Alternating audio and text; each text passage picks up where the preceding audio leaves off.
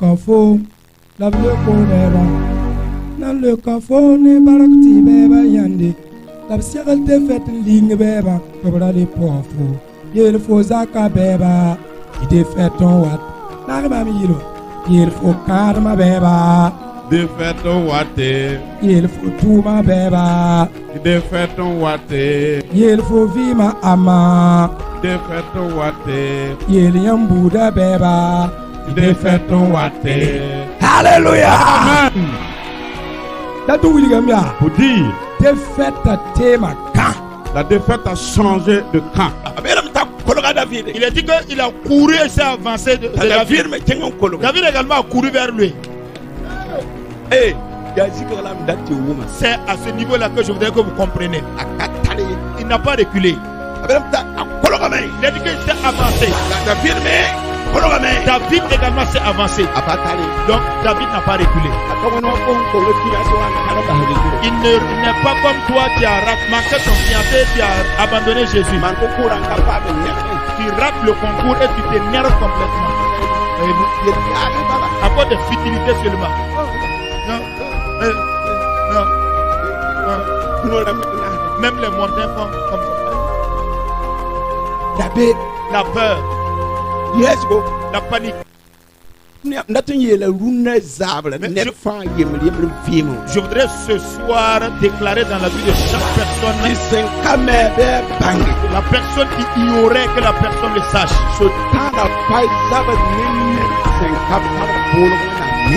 Satan ne combat pas contre une personne qui n'a pas été élue, choisie sur Dieu. Un consommateur. Effectivement, le Saint-Esprit est venu, nous parlons en langue. Et c'est même ceux qui parlent en langue qui ont peur des sorciers. A-t-elle enseigne que si leur voisin est féticheur chronique, malgré leur parler en langue, ils tremblotent dans leurs pantalons.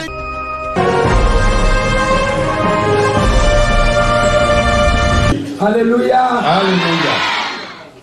Nous sommes vraiment contents. Nous sommes dans la joie. Écoute. L'ennemi s'est caché dans les ténèbres et il ne fait que pleurer. Parce que nous qui sommes présents ici, il voulait notre destruction. Mais la puissance de l'Éternel a combattu pour nous. Amen. Amen. Un chanteur qui a dit, nan le kafo ne barakti beba yande la sigal te fet ligne beba tobra le pofo yel fo zaka beba ide feton wat na ba mi yilo yel fo karma beba de feton wate yel fo tuma beba de feton wate yel fo vima ama de feton wate yel yambuda beba de feton wate. Alléluia. Amen. Pour dire, la défaite a changé de camp. Oui.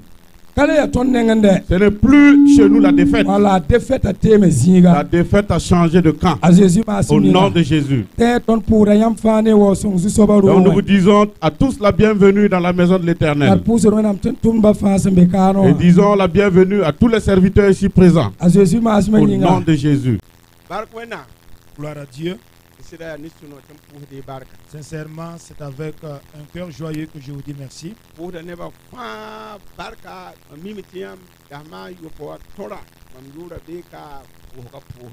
Mes remerciements donc vont à l'endroit de tous ceux qui sont là. Je sais que durant les 7 jours de rassemblement ici, mon nom est toujours mentionné ici et vous priez pour moi. Vous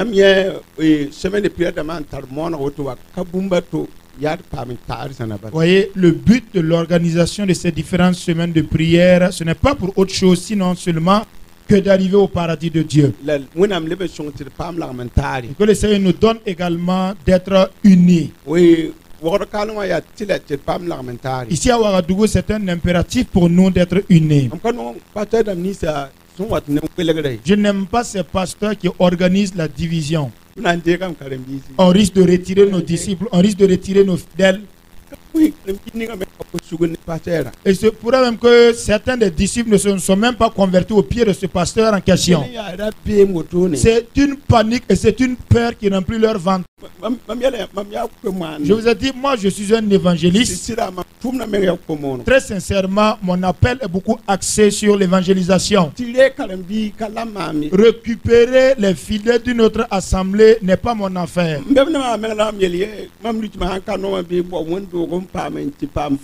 Et même ceux qui sont avec moi, je leur ai clairement dit, si mon rythme ne vous plaît pas, trouvez-vous des églises là où vous pourrez être vraiment, pouvez garantir votre salut.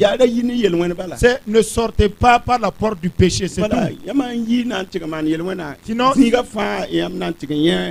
si vous sortez et que vous décidez d'aller continuer dans la pratique du péché, vous retrouverez encore le Seigneur là-bas. Voilà, donc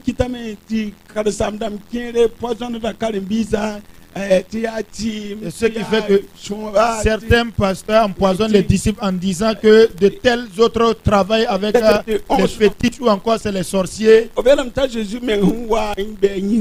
paraît que lorsque Jésus était dans son physique, dans sa chair, il se fatigue par moments. Il se retire donc dans un lieu désert et sur une haute montagne, il se repose. Lorsque vous lisez correctement, il a dit que les gens ayant découvert où il se cachait, donc sont allés en foule. Il dit que l'onction amène un mouvement de foule. Là où je suis là, je ne fais même pas ce qui plaît aux gens. Mais pourtant les gens sont là, ils ne se dispersent pas, ils ne partent pas. Moi je n'ai pas d'amis, je n'ai pas de paroles mielleuses à donner à qui que ce soit. Mais ils sont là quand même. L'église peut parler entre-temps donc. Alors vous allez remarquer que l'église, il y a une évasion de personnes et entre-temps elle se remplit de nouveau. Vous voyez là où je suis. Même si je vais au milieu du Sahara là, au désert pour implanter une église là-bas, mon don va convier des gens là-bas. Ce n'est pas moi qui ai demandé à Dieu. Ensemble, disons que c'est venu s'installer comme ça. Que tu l'aimes ou pas, il te faudra me suivre seulement. Amen. Amen. Ainsi, soyez en paix. Ne paniquez pas. Le but de nos semaines de prière, c'est de pouvoir soutenir afin que l'œuvre de Dieu puisse avancer. Vous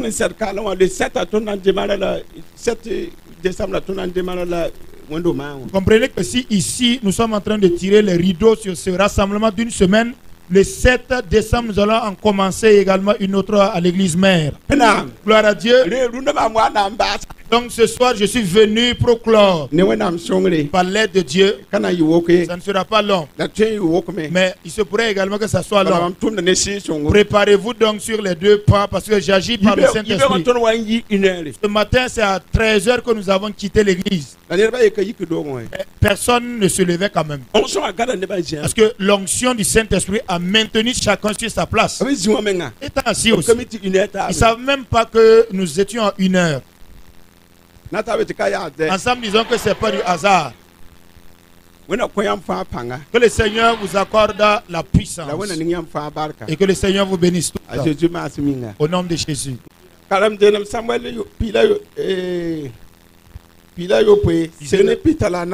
1 Samuel chapitre 17.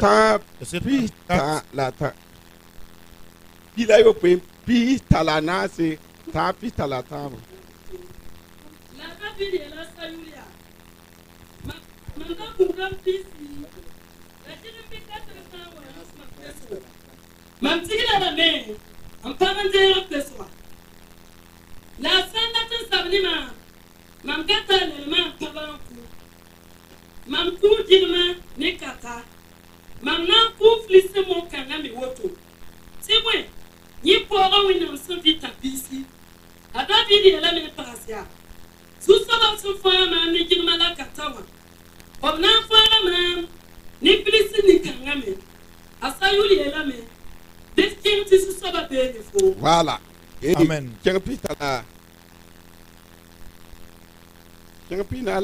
Faites un bond de lecture et lisez au 48.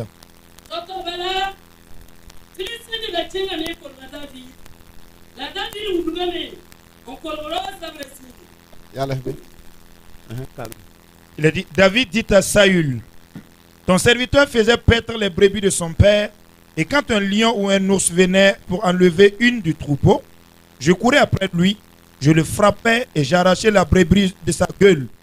S'il se dressait contre moi, je le saisissais à la gorge, je le frappais et je le tuais. C'est ainsi que ton serviteur a terrassé le lion et l'ours. Il en sera du Philistin, de cet incirconcis comme de l'un d'eux, car il a insulté l'armée du Dieu vivant.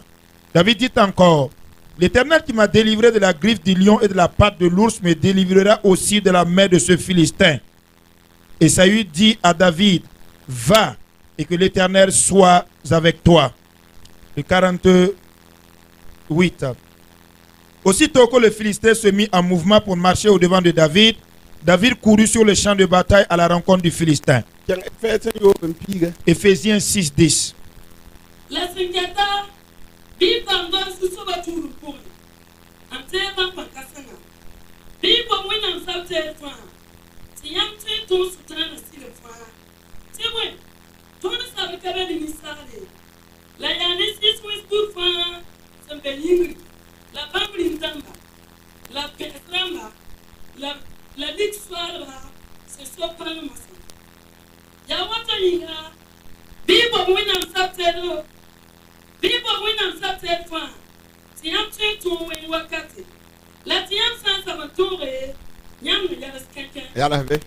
Ores, fortifiez-vous dans le Seigneur et par sa force toute puissante. Revêtez-vous de toutes les armes de Dieu afin de pouvoir tenir ferme contre les ruses du diable. Car nous n'avons pas à lutter contre la chair et le sang, mais contre les dominations, contre les autorités, contre les princes de ce monde de ténèbres, contre les esprits méchants dans les lieux célestes. C'est pourquoi prenez toutes les armes de Dieu afin de pouvoir résister dans le mauvais jour et tenir ferme après avoir tout surmonté. Amen. Voilà. Asseyez-vous en sa présence. Vous avez bien compris le sens de la lecture. Alléluia. Alléluia. Alléluia. Alléluia.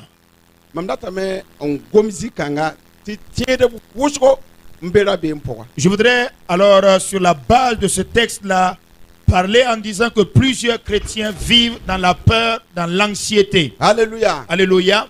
Il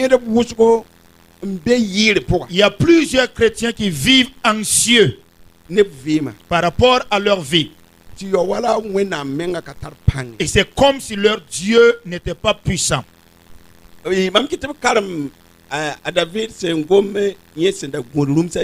passage que j'ai fait lire dans 1 Samuel par rapport à David qui paissait les troupeaux de son père. Je ne sais même pas à quel âge il le faisait. Mais David avait donc une marque. Et Dieu, sur la base de cela, devait l'utiliser. David avait un signe dans sa vie remarquable que Dieu l'a choisi. Et que ce n'était pas possible que je mette de côté, je balaie tous ceux qui sont nés dans la foi chrétienne. Ceux qui ont été comme les nous genres qui avons goûté au monde avant de venir.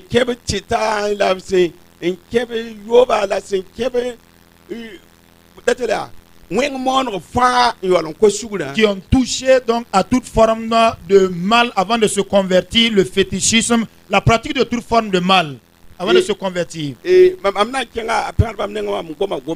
Quand je suis allé chez le pasteur Père Bamba, j'ai fait une déclaration là-bas. Et quand j'ai fait l'enregistrement également à CVK, je l'ai également libéré. Et cela se trouve dans mes pensées. Le jour de ma conversion, quand je me suis converti,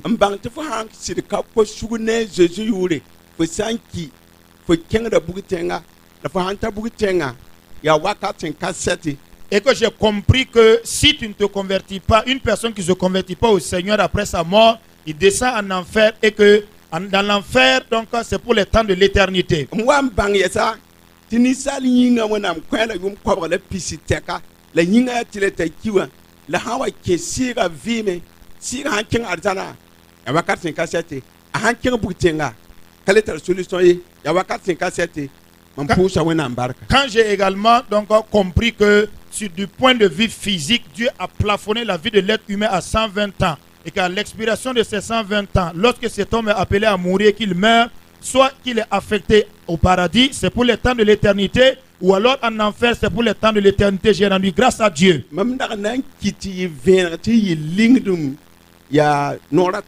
Alors, il y a 3 fois que j'ai échappé belle de la mort, et la mort était garantie pour moi à ces 3 reprises.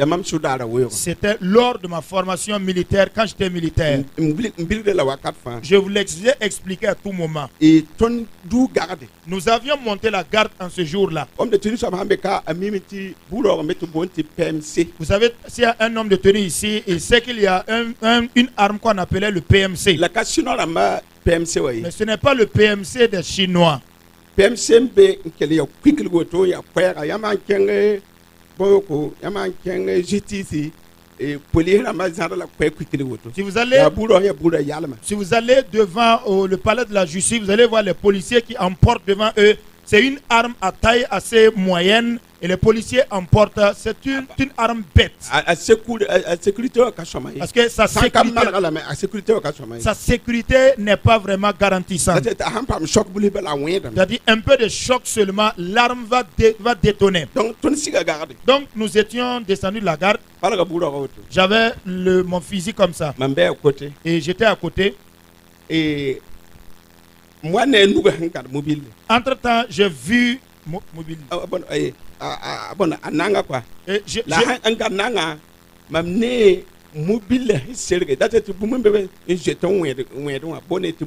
Voilà. J'ai vu donc quand sa main est venue sur l'arme, il y a un élément qu'on appelle le mobile et le mobile s'est mis en mouvement. Je lui ai dit.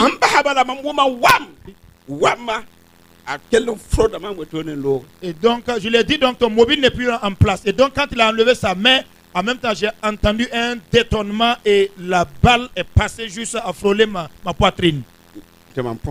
Et donc je l'ai échappé belle.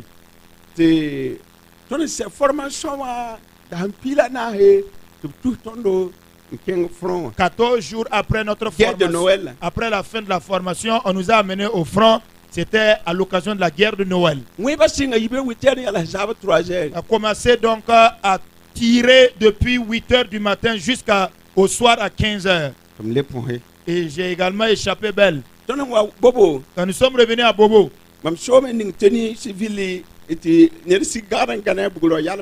j'avais pris ma douche et j'étais dans une tenue civile et quelqu'un qui était descendu de la garde était couché avec son arme qui est sans logique.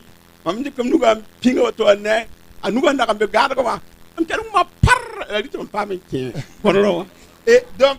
quand je l'ai juste tapoté comme ça, j'ai entendu donc l'arme il a commencé à dégainer et en ce moment j'étais déjà rentré. Et j'ai alors dit, donc quand je me suis converti, il dit mais si en ce temps-là j'étais mort, c'était pour un enfer garanti pour l'éternité. Donc, cela a fait que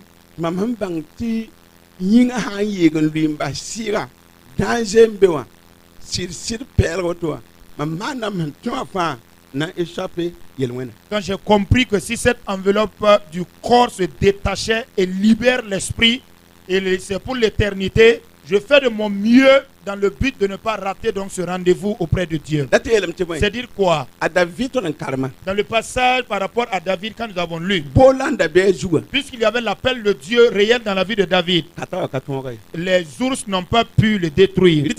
En ce moment, il n'a même pas encore reçu l'onction royale. Mais puisque l'appel était une réalité pour lui, il avait sa propre puissance, il avait sa propre capacité. Et même par rapport à ces brebis, il ne montrait pas du jeu vis-à-vis d'eux. Qui est cette personne ici? À moins que tu sois courageux. Qu'un lion rugisse. Ce n'est pas des fables, hein. C'est une chose qui existait, ça a été réel. C'est une ours ou encore une hyène se présente. Le frère Daouda avait son chien, mais à condition, on ne peut même pas rentrer dans la cour au hasard. Quand j'arrive, je pose la question, est-ce que le chien est en laisse ou bien on l'a attaché? Lui là, c'est un lion. Et une hyène également ou encore une ours. Et on vient attraper une brebis. Et toi, David, tu cours après l'animal féroce jusqu'à le saisir. Tu récupères ta brebis. Et si l'animal sauvage décide de s'attaquer à lui, même une chèvre là, si tu attrapes une simple chèvre, pour déchirer sa mâchoire comme ça pendant que l'animal est vivant, c'est compliqué. Même si on coupait sa tête même comme ça, sans préparer, on dépose la tête de l'animal. À moins que tu n'aies fait de la musculation comme certains qui sont là, tu ne pourras pas déchirer l'animal. Mais imaginez-vous un lion malgré sa terreur et sa force. Quand vous suivez à la télévision, si le lion décide de s'attaquer au buffle, c'est exactement comme un chat qui bondit sur une souris. Et un être humain ordinaire comme vous et moi décide donc de la déchirer par la mâchoire. Samson également a agi de la sorte. La puissance du Saint-Esprit. Est-ce que vous comprenez bien? Et David déclare que lui-même, lorsqu'il ne connaissait pas Dieu, c'est en ce moment qu'il a accompli ses exploits. Mais le jour qu'il a compris qu'il y a eu une huile qui a été déversée sur lui, en ce moment il y avait un géant qui était arrêté. Et toute l'élite d'Israël au nombre qu'on peut définir. Les Mossiens ont dit donc que la femme a peur du serpent du cobra et le cobra également a peur donc de la femme. C'est dit que le géant lui-même avait peur de l'élite d'Israël. Donc lui aussi il était en train de les prendre au défi de les haranguer.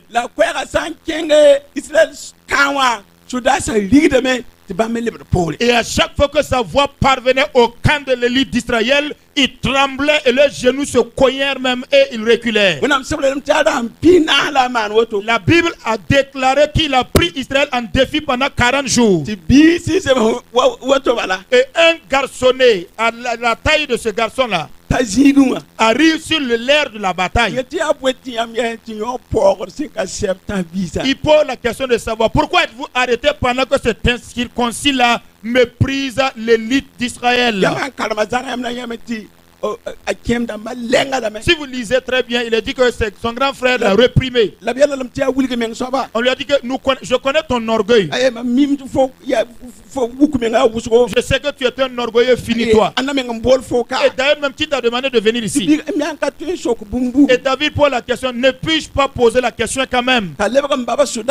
Il est allé vers donc le chef militaire. Il lui pose la question. Donnez-moi l'ordre. Il est allé seulement sur ce, il a dit autorise-moi, autorise-moi seulement pour que je puisse affronter Goliath. Il a dit que Saül donc a enlevé ses vêtements de militaire, il a fait porter à David. Il dit non, moi je ne suis pas habitué à tout ça, cette armurerie.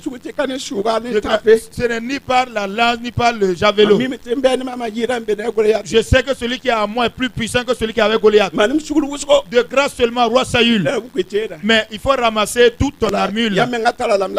Toi-même tu en as, mais tu n'avances pas vers Goliath. Et tu veux me revêtir de ta tunique de faiblard. De grâce. Écoute. Il a dit que la fronde est 5 pierres. Il paraît que les 5 pierres de David signifient. Quand il a pris cela de Goliath, il a connu Goliath. Et il a compris que Goliath avait 5 frères.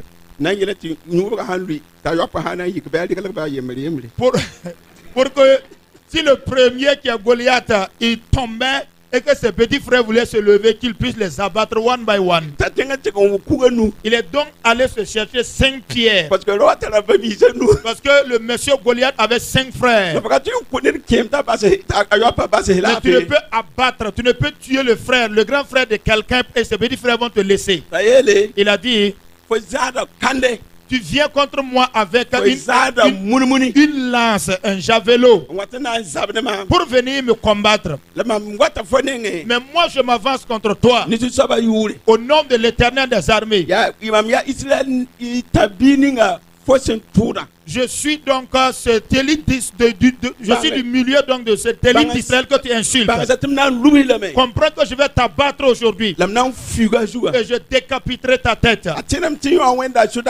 Il pensait que ce jeune David était à l'image des autres soldats. Il a dit qu'il a couru et s'est avancé de David. David également a couru vers lui. C'est à ce niveau-là que je voudrais que vous compreniez. Il n'a pas reculé. Il a dit qu'il s'est avancé. David également s'est avancé. Donc David n'a pas reculé. Il n'est pas comme toi, tu as manqué ton fiancé, tu as abandonné Jésus. Tu rates le concours et tu t'énerves complètement. Voyez-vous? À cause de futilité seulement. Non. Non. Même les montagnes font comme ça. La peur. La panique. Je voudrais ce soir déclarer dans la vie de chaque personne que la personne qui ignorait que la personne le sache. Satan ne combat pas contre une personne qui n'a pas été élue, choisie chez Dieu.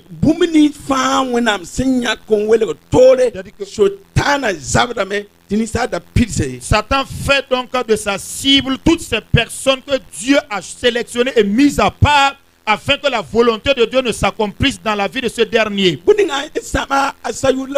Comprenez que tout ce qui a conduit à la chute de Saül, c'est la désobéissance. Voyez-vous? Même les ustensiles utilisés dans un temple, on n'en touchait pas facilement. Vous entendez? Et même l'arbre que Dieu a planté dans le jardin d'Éden, en défendant l'être humain de ne point en toucher, Satan a fait de son mieux pour qu'on puisse toucher à l'arbre. Et Dieu a amené encore Jésus, qui a pu apporter le salut. C'est vous et moi qui sommes parvenus à la connaissance. Jésus, quand il s'en allait, dit: je ne vous laisse pas orphelin, j'enverrai un consolateur. Effectivement, le Saint-Esprit est venu nous parler en langue. Et c'est même ceux qui parlent en langue qui ont peur des sorciers. A-t-elle enseigne que si leur voisin est féticheur chronique, malgré leur parler en langue, ils tremblotent dans leurs pantalons. Et même sur leur couche, ils sont en train de rêver. Ils trouvent même le marabout en train de les poursuivre avec une épée. Ils n'ont pas compris que le livre des Proverbes a dit que tu seras exactement comme selon ce que sont tes pensées. Mais Ecclésiaste 5:2 déclare que de la multitude donc des pensées naissent les rêves et les songes. Et Ecclésiaste 5:6 déclare que s'il y a d'abondantes rêveries, il y a également de la vanité. Et vers la fin, il déclare que même celui-là donc qui rêve la crainte Dieu. Ce qui veut dire que ce n'est pas la parole de Dieu qui a la place dans le cœur du peuple. L'anxiété remplit le cœur. La panique remplit le cœur. La peur de l'échec remplit le cœur. La peur de ce que mon adversaire triomphe de moi remplit le cœur. Le féticheur veut triompher de moi remplit le cœur. Et vu le niveau de mon âge, je suis plus capable de me marier remplit le cœur. La peur a fait en sorte que beaucoup marchent à reculons. La peur a conduit beaucoup de personnes à l'anxiété. Leur foi ne fait que se refroidir. C'est exactement ainsi que l'église d'Éphèse. Et Paul leur dit: peuple de Dieu, fortifiez-vous dans le Seigneur. Recevez sa force toute puissante. Recevez la force toute puissante. Afin de tenir ferme contre toutes les ruses du diable. Il a dit qu'il agit par ruse. Il fait de son mieux pour amener des paroles donc de vanité ainsi que de découragement. Je le dis encore et je me répète. S'il y a quelqu'un ici assis, même si ton péché est rouge comme le cramoisi, même si ton péché est rouge comme le pourpre, le Seigneur te convie ce soir et te dit, j'ai encore un désir avec toi. Viens et nous allons échanger. Quel qu'en soit le niveau donc de sa douleur, elle va devenir blanche. Quel qu'en soit l'épaisseur du péché, quel qu'en soit le niveau de la pratique de ton péché, c'est que toi-même tu reconnaisses ton péché. Il faut que tu aies le courage. Si tu as commis le péché que tu n'en es pas mort, il te faut avoir le courage. David, quoi qu'il fût un homme de Dieu, il a couché la femme d'une autre personne qui est tombée enceinte. Il a essayé donc de tergiverser, de mélanger les choses pour pouvoir échapper. Malgré tout, l'affaire est venue au grand clair. Il a écrit une note en disant donc affecter son mari à la ferveur même du combat. Il a couché la femme. Il lui a enceinté. Il a fait qu'on tue son mari. Malgré tout ce péché qu'il a commis, dans le péché, même dans le péché, la grossesse du péché, la femme a enfanté. Parce que Dieu ne permettra pas la vie à cet enfant. Il a jeûné et prié. Dieu lui a refusé l'exaucement. Il a dit qu'il a multiplié le jeûne et le jeûne sans manger. Malgré tout, l'enfant est mort. Quand l'enfant est mort, David s'est levé, il s'est touché et il a mangé. En disant, et ses serviteurs lui disent, mais quand il était malade, toi tu ne mangeais pas. Pendant qu'il est mort, tu trouves le moyen de manger. La conscience de David lui a dit que malgré qu'il est un fils de péché, moi j'irai vers cet enfant, mais lui ne reviendra pas vers moi. Mais Absalom est mort. Son grand frère, son fils aîné est mort. Et David a consacré un mois pour pleurer. Parce que David savait que Absalom allait en enfer. Mais le fils de l'adultère est parti au paradis. Parce que l'enfant innocent, il n'a pas demandé à venir sur la terre. Et quand il est mort, il est reparti chez son créateur. David dit, c'est lui qui ira vers l'enfant. Mais au grand jamais l'enfant ne reviendra vers lui. Mais par rapport à la mort de Saül, Absalom, il cherchait à tuer son père, à le détrôner. Alors il chassait la personne que Dieu a choisie. Satan utilisait le propre fils légitime de David pour qu'il détrône David par rapport à sa fonction royale. Malgré David avec son péché, Dieu n'a pas permis. Parce qu'il y a un appel qui est réel dans sa vie. Et le péché n'a pas pu faire en sorte qu'il meurt. À quoi de l'appel de Dieu? Il y a un projet qui doit accomplir. Je voudrais te dire ce soir, s'il est vrai que ton appel est confirmé, s'il est vrai que ton œil est dans le livre de vie, je ne vois pas ce vieux sorcier, je ne vois pas ce féticheur, une personne qui intente, tu pourrais ôter ta vie malgré que tu sois dans ton péché, parce que le Seigneur a un projet pour toi. Et il veut que tu enlèves le péché, tu jettes, que tu viennes obéir à Dieu et que tu t'unies pour que tu aies une fin heureuse. Reste à notre Seigneur Jésus-Christ. Voilà pourquoi Paul dit, fortifiez-vous dans le Seigneur et ne vous souciez pas et n'incriminez personne. N'ayez pas de la bagarre avec quelqu'un. Ne dites pas que c'est à cause d'un tel que je suis ceci. Même s'il a ouvert la bouche pour déclaré. On a maudit David, mais ça n'a pas été un succès. Paul a été maudit sans succès. Même Jézabel a déclaré, si demain apparaît un, si la tête d'Élie n'est pas décapitée, que c'est Dieu la tête de toutes ses rigueurs.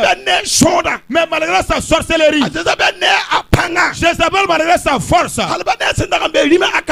malgré qu'elle était dans la cour du roi Akab, c'est elle qui dominait dans la cour. C'est une femme qui était dominatrice. Mais Élie a pris la tangente. Dieu avait un projet pour Élie. Dieu n'avait pas prévu que Élie devait mourir. Le projet de Dieu pour Élie, c'était qu'Élie allait marcher, marchant, jusqu'à être enlevé. Alléluia. Alléluia. Ce n'est pas Jézabel qui va le tuer. Non plus un féticheur. Sans parler d'un sorcier. Vous et moi individuellement ici, chacun a un projet. Dieu a sorti quelqu'un avec son projet. Satan n'a pas l'autorité sur votre vie. Les démons ne sont pas en place d'autorité. Ce n'est pas un être humain qui va se construire. Votre avenir n'est pas en relation avec quelqu'un, mais avec Dieu. Ce que vous serez n'est pas lié à quelqu'un, mais à Dieu. Que le nom du Seigneur soit glorifié. Que le Seigneur vous accompagne. Alléluia.